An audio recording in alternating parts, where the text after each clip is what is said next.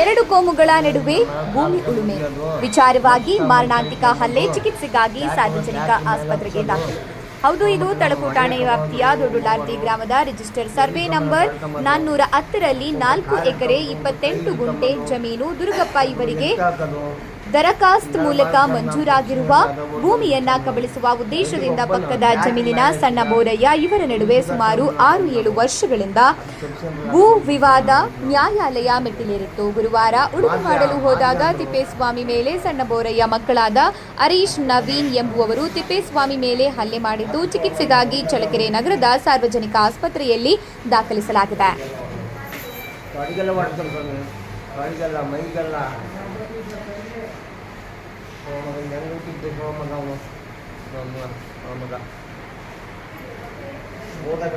ಯಾಕೆ ಬಂದವಂತ ನಿಮ್ಗೆ ಏನಾಯ್ತು ಒಂದು ಸಾಂಬಾರು ಅಂತ ಮಾತವನು ಒಂದು ಸಂಘ